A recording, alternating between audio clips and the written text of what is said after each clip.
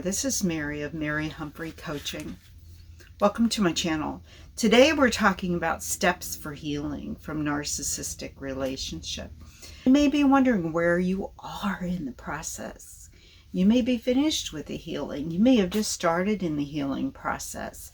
But let's get into the generics of the steps involved. Number one is acknowledge and accept.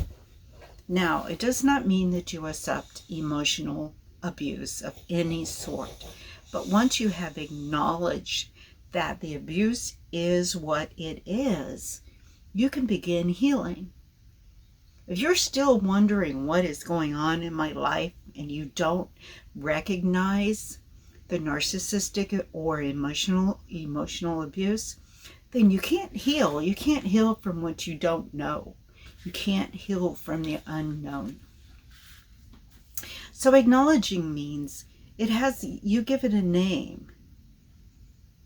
Acknowledging means that there is a problem, there is abuse going on, and that there's nothing that you can do about it to change the relationship. However, you can change yourself, and that's where the healing begins. One of the best places to start is by boundary setting.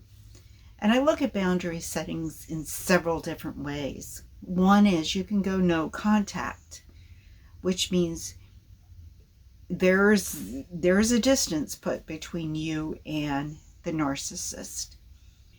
But then there's also a boundary that deals with conversations.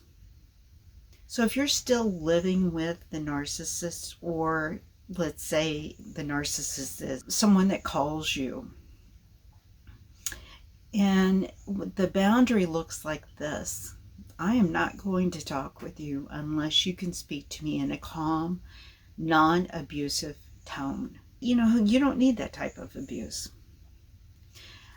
The next thing is you need to acknowledge that you're going to experience or are experiencing a myriad of emotions. You may feel some confusion. It's very typical in the beginning to feel confusion. You know that you're being abused, but what in the world is wrong with the narcissist? You may not have quite pinpointed yet that they have these narcissistic traits. So you're still in a confused state. You're still wondering, how did this happen to me? Or why did my relationship go in this direction? You may feel some grief. You may feel grief at unexpected times, because what happens with grief is it hits us when we least expect it. You may feel a sense of shock. And this is where the acknowledgement and the acceptance comes in. It's still shocking. I mean, when you realize what you're dealing with and you realize either you have to get out of this situation to protect your sanity, to protect your well-being, there is a sense of shock in those situations. And it's normal to feel shocked. You may feel some anger. And this gets a little dangerous for you, and anger is normal. But the anger needs to be under control. And this is where forgiveness comes in. If we don't forgive, and it doesn't mean forget, and it doesn't mean what the abuse is okay, but if we don't forgive, then we can live with a really angry heart. And that does nothing but stir up anxiety and to stir up emotions that just wreck us mentally. So we need to be in control of ourselves. We need to set the boundary to where we're not living with that anger. But it's okay to feel some anger. You may feel some anxiety. You may even feel some fear. And of course, if you're fearing some physical harm, or even if you are experiencing emotional abuse, if you're fearing for your life, or you're being abused to the point where it's affecting your job, or it's affecting your well-being or your home or whatever, you may need to go out and get some help with the law. Get some help from the law. There may be some paranoia. You may be afraid if you go out with a friend, you may come home and find You may be stalked by the narcissist or feel like you're being stalked by the narcissist, and this may lead you to have a sense of paranoia for some time to come. And then you may feel a sense of shame, and this is so common as well. All of these are common.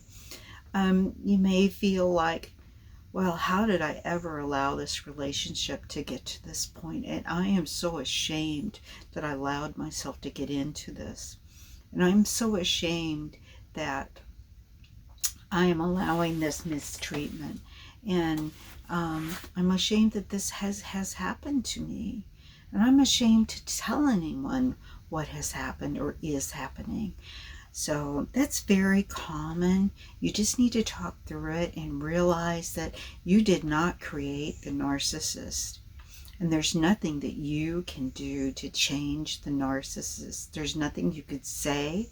There's nothing you can do better. The narcissist is a narcissist, and that is out of your control. Then you get into reclaiming your identity. Now, this doesn't mean that, in my personal opinion, that you become the person that you were prior to the relationship with the narcissist. You don't really want to be that same person again. You want to be a person that has learned from the experience, and you come out of this relationship better than ever. And believe me, when you do that 180 and you're coming out the other end, you see a better person on the other end. You see someone that's learned. You see someone that's grown. And you see someone that is much stronger than they were before the narcissism came into your life. And then you reclaim identity in the sense that, maybe the narcissist said, you can't have that job. You're not smart enough for that job, or you can't wear your hair red. You're just too ugly to wear your hair red. And boy, you're really stupid for reading that book.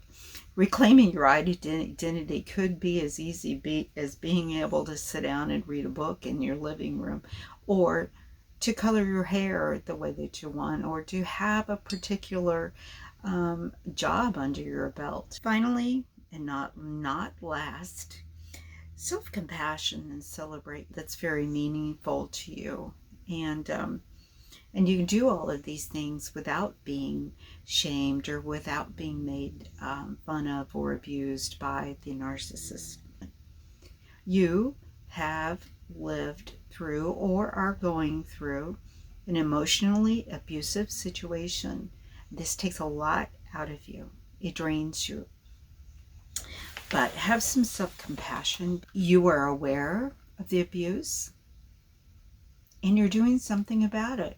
You know that you either want to heal, or you are healing, or you have healed, and it can happen. Everyone can do this. And then remember to celebrate you. If you're in a bad financial situation because of the narcissist, celebrate you through very simple means. Take yourself out and spend $5 on yourself. Go to a thrift store, or go to the library and read the books that you want to read, and study something new. Get into a study that gets your mind off of the situation. You may join groups of people that are in similar situations, and talking with others is a great way to get that healing process rolling. It gets that train moving down the track. Now, know that your feelings that you are having today, or you had during the healing process, they may stick around for a while. These feelings don't generally go away at a snap of a finger. They don't go away in a month or a week. We are talking many months and sometimes a year or more. So in that time frame, just be easy on yourself, be kind to yourself, and know that it is a process and it takes time. Now, the one thing I advise others is, when you're in the healing process, even when you're first going into the healing process, or you've been healing for a while, don't seek the love relationships. You may feel like you have been neglected for years.